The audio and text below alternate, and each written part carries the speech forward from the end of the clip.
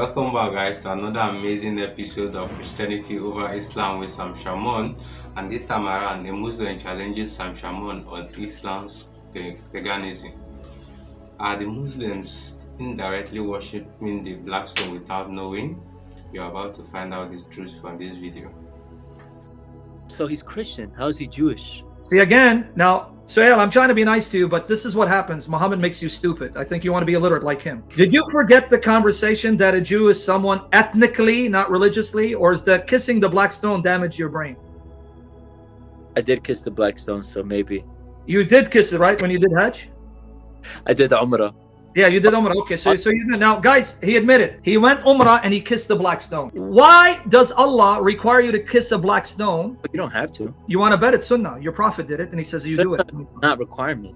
You want to bet that if you perform Umrah or Hajj, that one of the $100, even though I'm not supposed to bet. Okay, you want to bet? If I quote you Fiqh Sunnah, quoting Bukhari and Muslim, where it is one of the rites that you must do, if there is a large crowd, then you have to just symbolically reach out your hand and kiss your hand. But if there's room, you have to go kiss the stone and put your cheek on it. This is part of the rites of pilgrimage, according to your Prophet. Are you trying to deceive me?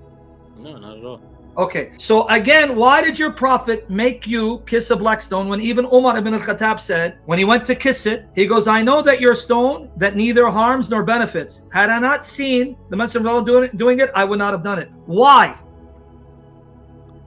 The black stone is we say it's the universal center of the universe. Okay, what if I tell you, according to your Prophet, your black stone will come on the day of judgment and will defend you and make Allah forgive you?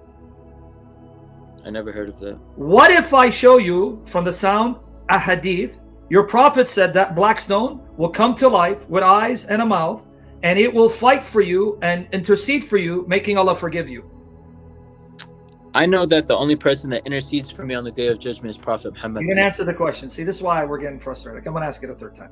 I'm going to see, I like threes. Okay. Gosh. What if I show you from the sound Sahih Ahadith that your Prophet said the black stone will have eyes and a mouth, and it will intercede and fight for you and make Allah forgive you?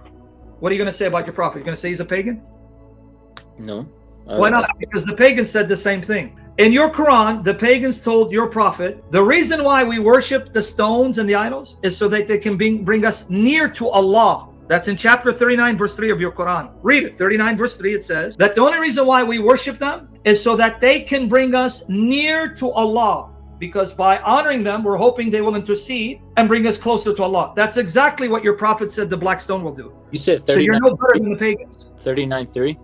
Yes, read it. Unquestionably, for Allah is the pure religion, and those who take protectors besides Him say we only worship them that they may bring us nearer to Allah in position.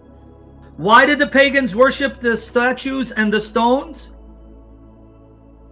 We only worship them that they may bring us nearer to Allah in position. But guess what? How did they worship the stones and the idol? They would kiss it. They would put their face on it. And one of them was the black stone.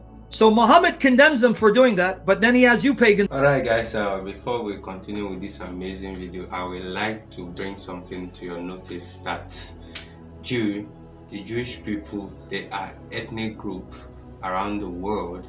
They are not religion, because most Muslims believe that the Jewish are, as in the Jewish culture or whatever now is religion. It is not religion. We have Jewish people that are Christians. Jew is not a religion, it is an ethnic group.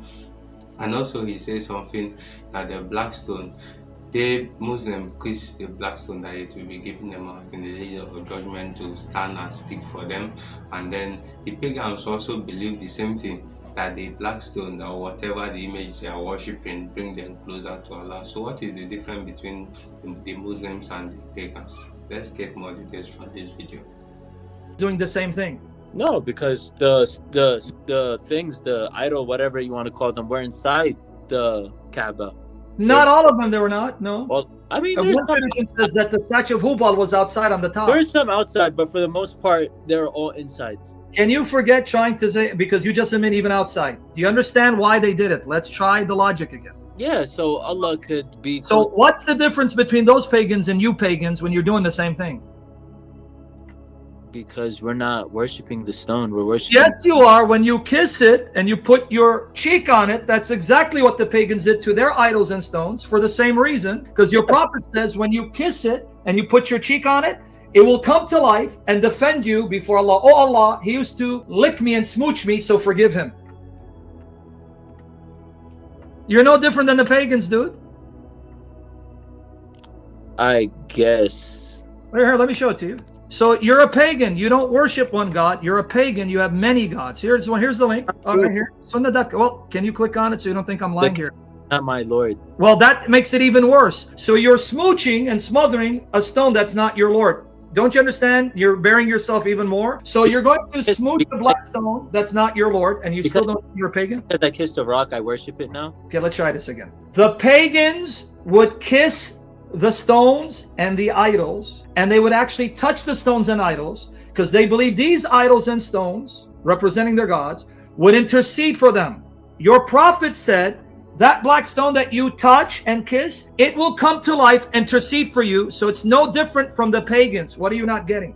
I see where you're coming from, but what you're not understanding is them kissing those stones, those idols. They believe that those were gods. Sure, that's okay, but they didn't think they were Allah. They thought they would bring them closer to Allah. So you don't call it a god, but you're doing the same thing. I'm going to lick this black stone because it's going to bring me closer to Allah. That's So idolatry. we do believe as Muslims that everything on the Day of Judgment will come to life. Trees. Good, that's okay. I'm fine. Here it is. It was narrated that Sayyid bin Jubair said, I heard Ibn Abbas, Muhammad's cousin, the Messenger of Allah, this stone will be brought on the day of resurrection and will be given 2 eyes with which it sees and a tongue with which to speak, and will bear witness for those who touched it in sincerity. So it's going to be your intercessor. And it's great Hassan, good. Sunan Ibn Majah, number 2944. I gave you the link. So, and you're trying to convince us you guys are not pagans. Okay, I'm convinced. I mean, we're kissing. Okay, we kissed the rock. How does that make us pagan? We don't worship the rock. Because the pagans did the same thing. They would kiss stones, thinking that kissing these stones would bring them closer to Allah. They would intercede for them. Those stones. There's a difference. And when you kiss a stone and you touch it, hoping that it will save you, then you're doing the same thing, even though you don't like to use the word. Even Umar, didn't you say Umar ibn Khattab? Yes. Doesn't do anything. We already know this. The stone. Okay, but let me repeat again. You may not use the word worship. You can deny all you want. It's not worship. What you say, you contradict by your deeds. You may say, I'm not worshiping it, but by your action, when you kiss it and touch it, hoping it will take your sin and defend you, that is worship, because you're depending on it to intercede for you. That's what a God is. Someone who comes to help you and defend you. That's what an ilah is. I don't know if you know that. I believe that Muhammad intercedes for us on the Day of Judgment. Let me now tell you that Muhammad is your other God. That's the other pagan God that you worship. We don't worship Muhammad. You do by your deeds. Don't change this out. I'm going to show you that you worship Muhammad. You're a Mohammedan. I'll prove it. Your God is Allah, Muhammad, the Black Stone, the Quran. They're all your gods. I'll prove it.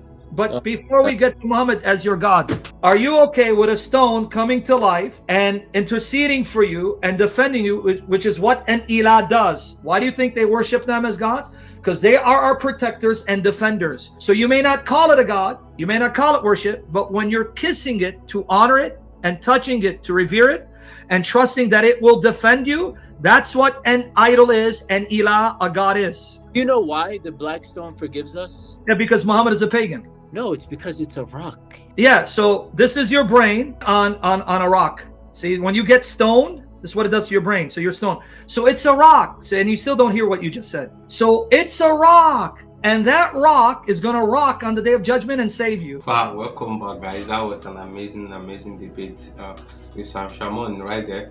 The guys, he agreed that he kisses the black stone, and it is one of the rites performed by Muslims to kiss the black stone. Now, one of the amazing questions Shamoun asked is that what is the difference between the pagans that the Muslims killed during jihad for worshipping idols and other gods, and these Muslims kissing this stone with the hope that the stone will be given a mouth in the Day of Judgment and it will come to defend you? You know, anything you put your hope on has become your God.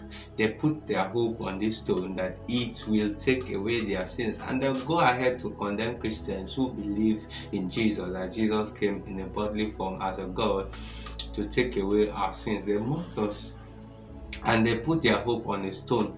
Can you see this level of hypocrisy?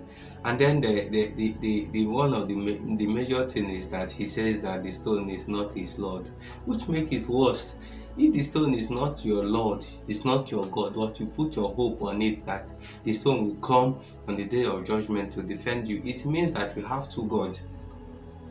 I don't know if you understand. I think this is a high level of hypocrisy. Thank you guys for watching this amazing debate with Sam Shamoun. We believe you've learned something. Let's know what you've learned in the comment section. And also don't forget to share, to like, and also subscribe to our channel for more videos. Thank you.